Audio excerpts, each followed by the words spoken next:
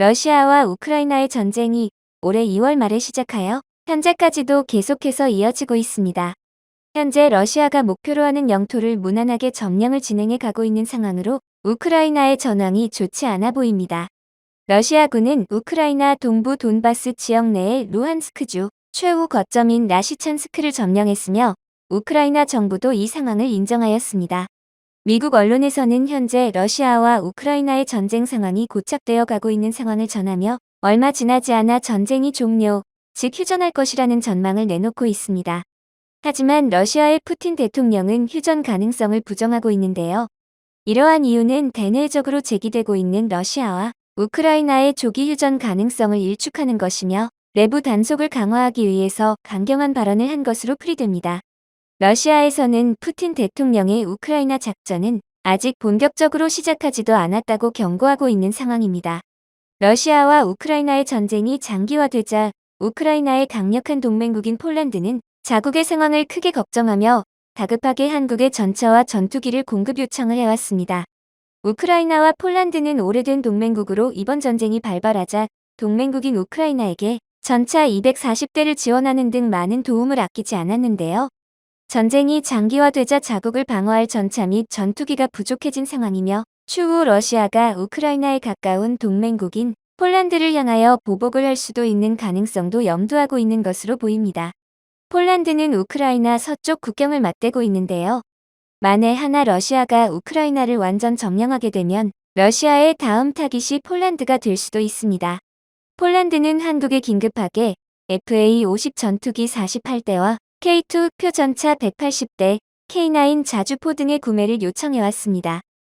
폴란드의 부아시차크 국방부 장관은 현지 언론과의 인터뷰에서 올해 중 K2 표전차 첫 유닛이 인도될 예정이며 궁극적으로는 폴란드에서 생산이 가능하도록 협의할 것이다 라고 밝혔으며 FA-50 전투기와 곡사포도 구매할 예정이라고 말하였습니다. 부아슈차크 장관은 이런 무기 구매는 우크라이나 전쟁으로 국방력을 증강할 필요성이 높아졌기 때문이라고 설명했습니다.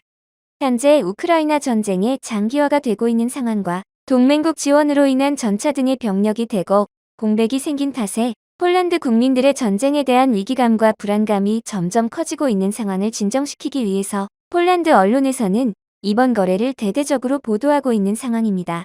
구매 계획이 성사되면 FA-50 전투기와 K2 표전차가 유럽과 나토에 수출되는 첫 사례가 되는 것으로 전해졌습니다. K2 표전차는 현대로템이, FA-50 전투기는 한국항공우주산업이 각각 생산하고 있는데요. 폴란드는 이번 계약을 위해 폴란드의 부아슈차크 국방부 장관이 방한하여 현대로템과 한국항공우주, 한화디펜스 등을 찾아 실사를 벌였습니다.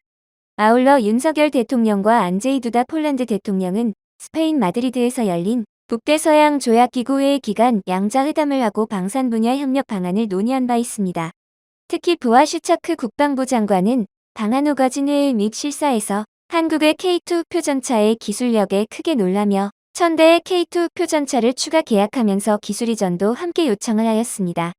현재의 상황에 대하여 한국의 방위사업청은 아직 논의 중인 사안으로 확정된 내용은 아직 없다라며 선을 그었습니다. 이는 아직 계약이 완료되지 않은 시점이기 때문에 인터뷰를 신중하게 한 것으로 보입니다. 하지만 폴란드가 이번 계약에 대하여 워낙 확고한 모습을 보이고 있으며 현재 자국 내 상황을 염려해 다급하게 요청하고 있다는 점을 보았을 때 머지않아 계약이 마무리될 것으로 보고 있습니다. 국산 전투기와 전차 등이 유럽으로 수출되는 첫 사례에 대하여 국내의 네티즌들은 축하하며 많은 반응들을 쏟아내고 있습니다. 우리나라의 빙산 산업이 발전되고 있는 것 같아 자랑스럽습니다. 응원합니다. 놀랍네요. 유럽으로 수출되는 국산 전투기와 전차라니요. 한국의 기술력이 인정받고 있어서 기분이 좋네요. 국방비를 올해 국내 총생산의 3% 이상으로 올린다고 하던데 한국도 2.6% 내로 이것도 꽤 많이 쓰는 편인데 쟤들은 진짜 위기감이 크긴 한가 보네. 하긴 바로 옆에 벨라루스 사실상 러시아랑 한 몸이나 다름없고 좀 있으면 합병 국민투표까지 한다 그러고 만약 우크라이나 다 밀리면 폴란드가 러시아의 최전선이 되는 셈이니 그럴 만도. 우크라이나만 생각을 했지 주변국들도 상황이 심각하네요. 폴란드 사람들의 불안감이 엄청 크겠네요. 전쟁이 빨리 끝났으면 좋겠어요. 이번 계약으로 인하여 많은 유럽의 국가들도 한국의 기술력을 높게 평가할 듯 앞으로 여러 유럽 국가들이 계약을 원할 거라고 생각해요. 등의 많은 축하 글들과 국내 빙산 산업의 발전을 기대하는 글들이 늘어나고 있습니다. 러시아와 우크라이나의 전쟁의 상황으로 인하여 한국의 전투기와 전차가 유럽 국가와 계약이 된다는 점을 마냥 기뻐할 수만은 없겠지만 한국의 빙산 산업이 더욱 발전하고 인정받을 수 있는 발판이 되기를 바랍니다.